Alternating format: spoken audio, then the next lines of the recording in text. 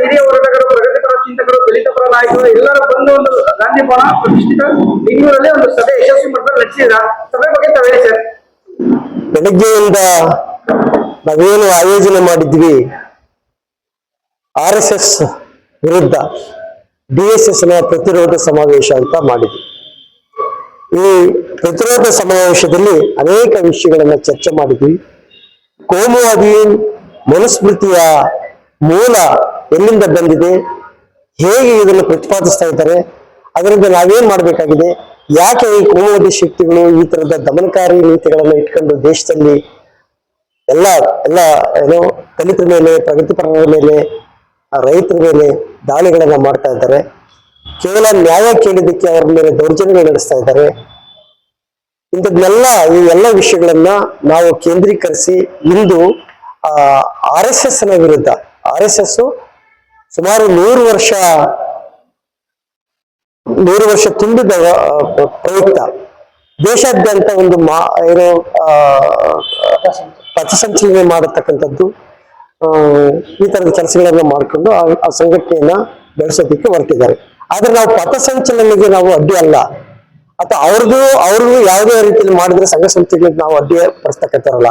ಆದ್ರೆ ನಮ್ಮ ಆಸೆ ಇರ್ತಕ್ಕಂಥ ಇಷ್ಟೇ, ಇದೇ ಭಾರತದಲ್ಲಿರ್ತಕ್ಕಂಥ ಬಹುಸಂಖ್ಯಾತರಾಗಿರ್ತಕ್ಕಂಥ ದಲಿತರನ್ನ ನೀವು ಹಿಂದೂಗಳಂತ ಕರ್ಕೊಳ್ಳೋದಕ್ಕೆ ನೀವು ತಯಾರಿಲ್ಲ. ಈ ಹಿಂದೂಯಿಸಂನ ಹೆಸರಲ್ಲಿ ಈ ದಲಿತರನ್ನ ದೂರ ಇಟ್ಟಿದ್ರಿ. ಸುಮಾರು ಶತಮಾನಗಳಿಂದ ನಮ್ಮನ್ನ ದೂರ ಇಟ್ಟು ನಮಗೇನೋ ಸಿಗಬೇಕಾಗಿರ್ತಕ್ಕಂಥ ಸವಲತ್ತುಗಳು ಸಿಗದಂತ ಮಾಡಿರ್ತಕ್ಕಂಥದ್ದು ಇದು ನೀನು ಕೋಮುವಾದಿ ಶಕ್ತಿಗಳು. ಇಂಥ ಕೋಮುವಾದಿ ಶಕ್ತಿಗಳ ವಿರುದ್ಧ ಇಲ್ಲಿನ ಇವತ್ತಿನ ದಿವಸ ಕೋಮುವಾದಿ ಶಕ್ತಿಗಳೇ ಫ್ಯಾಸಿಸ್ಟ್ ಶಕ್ತಿಗಳಾಗಿ ಮಾರ್ಪಾಡಾಗಿವೆ. ಈ ಫ್ಯಾಸಿಸಮ್ನ ದೇಶದಲ್ಲಿ ತುಂಬಬೇಕು. ನಮ್ಮೆಲ್ಲ ಬಡವರ ಶಕ್ತಿಯನ್ನ ಬಳಸ್ಕೊಂಡು ಏನೆಲ್ಲ ಮಾಡ್ತಾ ಇದ್ದಾರೆ ಅದನ್ನ ನಾವು ವಿರೋಧಿಸಿ, ಅಂತಹ ಕೆಲಸಗಳನ್ನ ವಿರೋಧಿಸಿ ನಾವು ಇವತ್ತು ಒಂದು ಪ್ರತಿರೋಧ ಕಾರ್ಯಕ್ರಮನ ಮಾಡಿದ್ವಿ. ಸರ್, ಇದು RSS ಸಂಸ್ಥಾಪಕ ಅಂತ ಮೋಹನ್ ಭಾಗವತ್ ಅವರು ಒಂದು ಕಡೆ ಹೇಳ್ತಾರೆ, 1925 ಇಸ್ವಿನಲ್ಲಿ ಸ್ಥಾಪನೆ ಆಗಿರೋದು 100 ವರ್ಷ ಆಗಿದೆ. ಆಗಿದ್ದು ಬ್ರಿಟಿಷ್ ಆಡಳಿತ. ಆ ಬ್ರಿಟಿಷ್ ಆಡಳಿತದಿಂದ ಅವ್ರ ಮುಂದೆ ನಾವು ಕೈ ಕಟ್ಟಿಕೊಂಡು ನಾವು ನೋಂದಣಿ ಮಾಡಿಸ್ಬೇಕಾಗಿತ್ತ, ರಿಜಿಸ್ಟ್ರೇಷನ್ ಮಾಡಿಸ್ಬೇಕಾಗಿತ್ತ ಅಂತ ಹೇಳ್ತಾರೆ. ಅದ್ರ ಬಗ್ಗೆ ತಾವೇನ್ ಹೇಳ್ತೀರಿ? 100 ವರ್ಷಗಳು ತುಂಬಿದೆ. ನಾವು ಭಾರಿ ಪ್ರಗತಿಪರರು, ನಾವು ಚಿಂತಕರು, ನಾವು ಬುದ್ಧಿಜೀವಿಗಳು ಅಂತ ಕರೆಸ್ಕೊತಾರೆ. ಆಗ 1925ರಲ್ಲಿ ಸ್ಥಾಪನೆಯಾಗುವಂತ ಸಂಘಟನೆ ಎಲ್ಲಿಂದ ಬಂತು? ಮೂಲ ನೀವು ಬಂದಿದ್ದು ಇಟಲಿಯ ಮುಸೋಲಿನಿ ಕಡೆಯಿಂದ ನೀವು ಈ ಸಂಘಟನೆ ಇಲ್ಲಿ ಎರವಲು ಪಡೆದು ತಂದಿದ್ದೀರಿ. ಆದ್ರೆ ಈ ಏನು 100 ವರ್ಷ ತುಂಬಿದ್ದು ನಾವು ರಿಜಿಸ್ಟರ್ ಮಾಡ್ಬೇಕಂತ ಹೇಳ್ತಾರಲ್ಲ, ಪ್ರಜಾಪ್ರಭುತ್ವ ಬಂದು 75 ವರ್ಷಗಳಾಗಿದೆ. ಪ್ರಜಾಪ್ರಭುತ್ವವನ್ನು ನೀವು ಒಪ್ಕೊಂಡಿದ್ವಿ, ಸಂವಿಧಾನನ ಒಪ್ಕೊಂಡಿದ್ವಿ. ಸಂವಿಧಾನದ ಕೆಳಗಡೆ ನೀವು ರಿಜಿಸ್ಟ್ರೇಷನ್ ಮಾಡ್ಬೇಕು ಅಂತ ಕನಿಷ್ಠ ಪ್ರಜ್ಞೆ ಅದು ಇಲ್ವಲ್ಲ? ಯಾಕೆ ಅದ್ರ ಬಗ್ಗೆ ನೀವು ಯೋಚನೆ ಮಾಡ್ತಾ ಇಲ್ಲ? ಎಲ್ರಿಗೂ ಬೇರೆಯವ್ರಿಗೊಂದು ನ್ಯಾಯ, ನಿಮ್ಗೊಂದು ನ್ಯಾಯನಾ? ಈಗ ಪ್ರಧಾನಮಂತ್ರಿಗಳಾಗಿರ್ತಕ್ಕಂಥವ್ರು ಅವರು ಓಟ್ ತೆಗೆದುಕೋಬೇಕಾದ್ರೆ, ಪ್ರಮಾಣ ವಚನ ಸ್ವೀಕರಿಸಬೇಕಾದ್ರೆ ಯಾವ್ದ್ರ ಮೇಲೆ ತೆಗೆದುಕೊಳ್ತಾರೆ? ಮನುಸ್ಮೃತಿ ಮೇಲೆ ತೆಗೆದುಕೊಳ್ತಾ ಇದ್ರಾ? ಸಂವಿಧಾನ ಮೇಲೆ ತೆಗೆದು, ಅಂದ್ರೆ ಸಂವಿಧಾನ ಒಪ್ಕೊಂಡಿದ್ರಿ.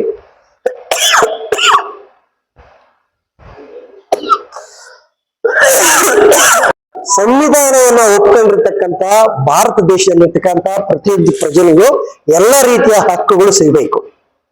ಹಾಗೆಯೇ ದಲಿತರ ಬಗ್ಗೆ ನಾವು ಸುಮಾರು ಒಂದು 50-60 ವರ್ಷಗಳಿಂದ ಕರ್ನಾಟಕದಲ್ಲಿ ಒಂದು ಹೋರಾಟಗಳನ್ನ ಮಾಡ್ಕೊಂಡು ಬಂದಿದ್ವಿ. ಆದ್ರೆ ಅವ್ರಿಗೆ ಸಿಗ್ಬೇಕಾಗಿರ್ತಕ್ಕಂಥ ಸವಲತ್ತುಗಳು, ಕನಿಷ್ಠ ಸವಲತ್ತುಗಳು ಸಿಗ್ಲಿಲ್ಲ. ಇವತ್ತು ಈಗ ಚರ್ಚೆ ಮಾಡ್ತಾ ಇದ್ದೀವಿ, ಮನೆಗಳಿಲ್ಲ, ವಸತಿ ಇಲ್ಲ, ಭೂಮಿ ಇಲ್ಲ, ನೀರಿಲ್ಲ, ನಾಗರಿಕ ಸವಲತ್ತುಗಳಿಲ್ಲ. ಇನ್ನೂ ಕೊಳಗೇರಿಗಳಲ್ಲಿ ಜೀವನ ಸಾಗಿಸ್ತಕ್ಕಂಥದ್ದಾಗಿದೆ. ನೀವೆಲ್ಲಿ ದೇಶ ಉಜ್ವಲವಾಗಿ ಪ್ರಜ್ವಲಿಸ್ತಾ ಇದೆ ಅಂತ ಹೇಳ್ತಿರ್ತೀರಲ್ಲ, ಹೇಗೆ ಪ್ರಜ್ವಲಿಸ್ತಾ ಇದೆ ಅಂತ ಹೇಳ್ತಾರೆ. ಆದ್ರೆ ಇವತ್ತು ಏನಾಗಿದೆ ಅಲ್ಲಿ? ಕನಿಷ್ಠ ಇಲ್ಲಿ ಬಡತನ ರೇಖೆಗಿಂತ ಕಡಿಮೆ ಇರ್ತಕ್ಕಂಥವ್ರು ಯಾರು ಅಂತ ಇದುವರೆಗೂ ಪ್ರತಿಪಾದಿಸಿ ಹೇಳಿಲ್ಲ. ಒಂದು ದಿವಸ ಆದ್ರೂ ನರೇಂದ್ರ ಮೋದಿ ಅವರು ಈ ದಲಿತರ ಬಗ್ಗೆ, ಬಡವರ ಬಗ್ಗೆ, ರೈತರ ಬಗ್ಗೆ, ಕೃಷಿ ಕಾರ್ಮಿಕರ ಬಗ್ಗೆ ಮಾತನಾಡಿಲ್ಲ, ಚಕಾರ ಬಿತ್ತಿಲ್ಲ. ಒಳ್ಳೆ ರಾಜ್ಯಗಳಿಗೆ ಒಂದು ಕಾಶನ್ ಕೊಡ್ಬೇಕಾಗಿತ್ತು. ಎಷ್ಟು ನಿಮ್ಮ ರಾಜ್ಯದಲ್ಲಿ ಎಷ್ಟು ಜನ ಬಡವರಿದ್ದಾರೆ, ಬಡತನ ರೇಖೆಗಿಂತ ಕಡಿಮೆ ಎಷ್ಟು ಜನ ಇದ್ದಾರೆ, ಅವರ ಹಕ್ಕುಗಳೇನು, ಬಾಧ್ಯತೆಗಳೇನು, ಭೂಮಿ ಎಷ್ಟಿದೆ, ರಾಜ್ಯದಲ್ಲಿರ್ತಕ್ಕಂಥ ಭೂಮಿ ಏನು, ಆ ಭೂಮಿ ಸರ್ವರಿಗೂ ಸಮಾನವಾಗಿ ಹಂಚಬೇಕಾ ಬೇಡವಾ? ಸಮಾನತೆ ಅಂತಂದ್ರೆ ಏನ್ ಸರ್? ನಾವು ಪ್ರಜಾಪ್ರಭುತ್ವ ಅಡಿಯಲ್ಲಿ, ಸಂವಿಧಾನದ ಅಡಿಯಲ್ಲಿ ನ್ಯಾಯ ಸಮಾನತೆ ಒಪ್ಕೊಂಡಿದ್ವಿ. ಭ್ರಾತೃತ್ವ ಅಂತ ಒಪ್ಕೊಂಡಿದ್ವಿ. ಆಗ್ತಾ ಇದೆಯಾ? ಸಮಾನತೆ ಇದೆಯಾ ನಮಗೆ? ದಲಿತರಿಗೆ, ಬಡವರಿಗೆ ಇನ್ನೂ ಅಸ್ಪೃಶ್ಯತೆ ನಿರ್ಮೂಲನೆ ಆಗಿಲ್ಲ, ಇನ್ನೂ ಕೊಳಕಾಗಿ ತುಂಬಿದೆ. ಯಾರು ಕೇಳಲ್ಲ ಸರ್ ನಾವು? ಅದರಿಂದ ಇವತ್ತು ದಿವಸ ಮನೋಧರ್ಮ ಶಾಸ್ತ್ರವನ್ನ ನೀವು ಏನ್ ಪ್ರತಿಪಾದಿಸ್ತಾ ಇದ್ದಾರೆ ಹಿಂದೂ ವಾದಿಗಳು, ಅದನ್ನ ಬಿಟ್ಟು ಹೊರಗಡೆ ಬಂದು ಮನೋವಾದಿಗಳ ಈ ಕುತಂತ್ರಗಳನ್ನ ಬಯಲಿಗಿಟ್ಟು ನಾವು ಸಂವಿಧಾನವನ್ನ ನಾವು ಅರ್ಪಿಸ್ಕೊಂಡಿರ್ತಕ್ಕಂಥ ಸಂವಿಧಾನವನ್ನ ಆ ಆಶಯಗಳನ್ನ ಜಾರಿಗೆ ತರ್ತಕ್ಕಂಥ ಕೆಲಸನ ನಾವು ಮಾಡ್ಬೇಕಾಗಿದೆ. ಸರ್, ಇನ್ನೊಂದೇ ಒಂದು ವಿಷಯ ಪ್ರಸ್ತಾಪಪಡಿಸೋದಕ್ಕೆ ಇಷ್ಟಪಡ್ತೀವಿ ಸರ್. ತಾವು ಇತ್ತೀಚಿನ ಘಟನಾವಳಿಗಳನ್ನ ಗಮನಿಸ್ಕೊಂಡು ಬರ್ತಾ ಇದ್ದೀರಾ. ಭಾರತದ ಮುಖ್ಯ ನ್ಯಾಯಮೂರ್ತಿಗಳಾದ BR ಗವಾಯಿ ಅವರ ಮೇಲೆ ಹಿರಿಯ ವಕೀಲರು ಅವರು ಸರ್ ಅಂತಾನೆ ಸಂಬೋಧನೆ ಮಾಡ್ತಿದ್ದಾರೆ. 85 ವರ್ಷ 90 ವರ್ಷ ಆಗಿದೆ. ರಾಕೇಶ್ ಕಿಶೋರಿ ಅವರು ಶೂ ಎಸಿದ್ದಾರೆ.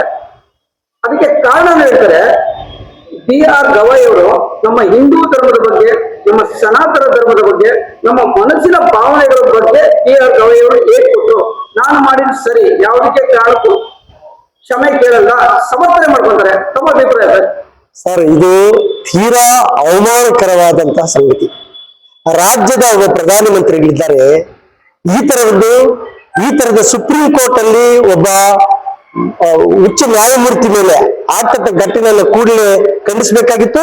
ಜೊತೆಗೆ ಅವರನ್ನ ಅರೆಸ್ಟ್ ಮಾಡಬೇಕಾಗಿತ್ತು, ಅವರನ್ನ ಗಡಿಪಾರು ಮಾಡಬೇಕಾಗಿತ್ತು. ಯಾಕಂತಂದ್ರೆ ಪ್ರಜಾಪ್ರಭುತ್ವದ ಅಡಿಯಲ್ಲಿ ಅದು ಉತ್ತುಂಗದ ಇಲ್ಲಿ ಇರ್ತಕ್ಕಂಥದ್ದ ಒಂದು ಸಂಸ್ಥೆ ಇದೆ. ಅಂತ ಸಂಸ್ಥೆಯ ಮುಖ್ಯಸ್ಥರನ್ನ ಅವ್ರನ್ನ ಅವಮಾನ ಪಡಿಸ್ತಕ್ಕಂಥದ್ದಿಲ್ಲ. ಭಾರತದ ಸಂವಿಧಾನವನ್ನ, ಪ್ರಧಾನಮಂತ್ರಿಗಳನ್ನು ಅವಮಾನ ಪಡಿಸಿದಂಗೆ. ಅದಕ್ಕೆ ಗಮನ ಜೋಡಿಸಬೇಕಾಗಿತ್ತು.